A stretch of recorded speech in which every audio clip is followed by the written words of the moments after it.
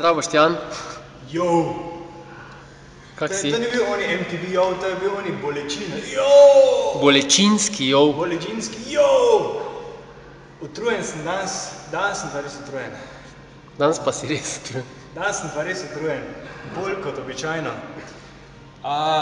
Tretji teden diete je za mano. En sladoled sem vmes pojedel samo. Ampak ga ne bi smel, ne?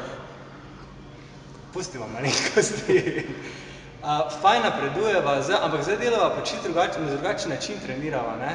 Dejansko Vitja pride pa reče, danes bova pa naredila samo 2 vaji. Ne.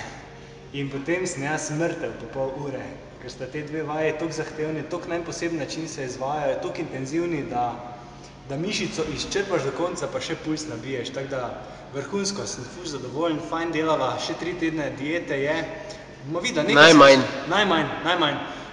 Nekaj se bo zdaj ziher poznalo, ne, toti moj kinder špek je zelo trdobraten, ampak... Kinder. Kinder špek.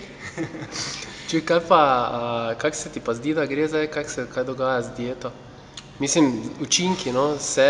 Veš kaj, tak je, se mi zdi, da prvi rukerji, prve diete se bolj vidijo stvari, ne, so bolj efektivne, več se vidi, ne.